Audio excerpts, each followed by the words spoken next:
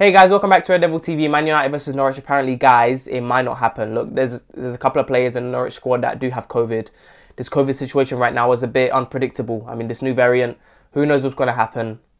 We might be into another lockdown. There's quite a bit of pressure on Boris right now, so we're going to have to see what happens. But look, I'm going to do the preview anyway for tomorrow's game. What's going to happen, guys? This is another Premier League game. It's another game we have to win. Look, and Norwich, bottom of the table. Should we fear? Nah, I think they should fear, because with Rangnick under this Man United squad at the moment, I think we got some great football we're going to witness in the next couple of weeks. So, look, I'm hoping none of these games get cancelled. I'm really nervous for that, but let's see what happens. But, look, what team's going to go with? I'm almost 100% he's going to go with a similar team that he went against Crystal Palace.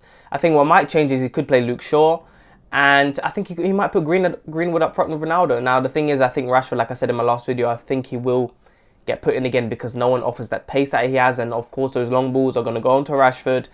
His direct play, his ability to just rush forward and get outside the box and put a shot in. But if there's one thing we've criticised Rashford over is, making the wrong decisions. So he needs to pass. He needs to pass when he sees the pass. Don't shoot when there's no need to shoot. You know what I mean? So, but the thing is, you could say the same thing about Greenwood.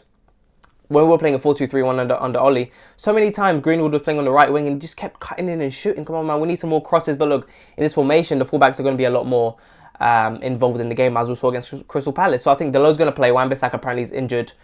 Even if he wasn't injured, I think Dalot would have still played. I think Tellers and Luke Shaw's a 50-50, and any of those two can start. But I think it might be Tellers because he played the last game against Crystal Palace in the Premier League. So we have to see what happens there. Midfield is going to be McFred for sure. Bruno, Sancho, and either Ronaldo, Greenwood, or Ronaldo, Rashford. We have to wait and see. But, guys, it's a big game. I don't really fear Norwich at all. I think, regardless of what they choose to do against us, and this is with any team. All of these teams coming up now, if they decide to, same with Brighton, same with Burnley, if they decide to sit back against us and soak up the pressure and try to hit us on the counter, it's not going to work, because we're going to play that 4-2-2 system where our centre-backs are on the halfway line. Counter-pressing is going to be effective. We're going to win back the ball most of the time. And, of course, this doesn't happen overnight. But, they've had a good week.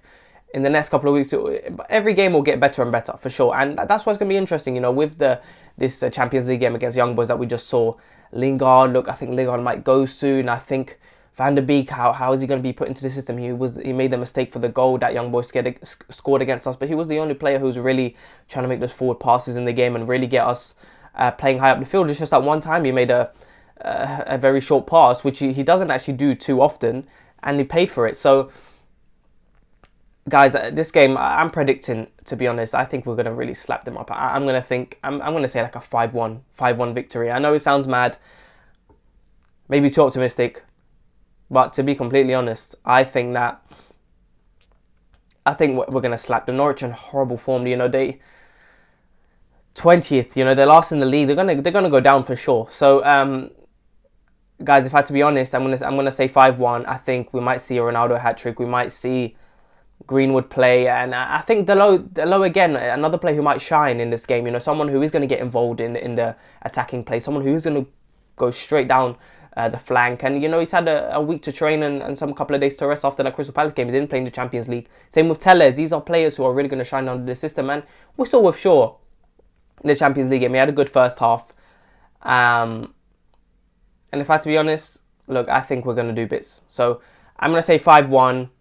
I'm excited for the next couple of games, guys. And we saw Rangnick's look, there was the interview that came out with Scott Mctominay where the interviewer told him about the square passes and the passing sideways and the backwards passing. And McTominay seemed a bit, look, he didn't seem like he handled it pretty well. I don't think he did. So I think there's something there. I think McTominay there, he's not liking the criticism he's receiving. And you know what? Look, if I was a football player and I played for Man United, I would make sure that I would do everything possible to get the team to win. And McTominay, every time he's on the pitch, he does stupid decisions. Let's be completely honest. You see there's a pass there. Bruno's calling for a pass. Sancho's calling for a pass. You pass backwards, you pass sideways. And it's the same with Fred. But Fred in that game against Crystal Palace definitely decided to go forward more. He definitely... Look, this is the thing. McTominay's playing as a holding midfielder, and he's the one who needs to get the ball forward And that energy and that pace of the game is all going to be dictated by him. So he needs to make the good decision making to get the ball forward, pass it to the wingers as well, make sure that the ball goes down the line, into the flanks, get into the low, make sure the overlap is there, pass it on. And, and that's what it's about. We need to get the best out of the system. And if he doesn't do that, he's going to get dropped. So, guys, let me know what you think about the game. 5-1 for me. Please make sure to like and subscribe, and I'll talk to you guys later.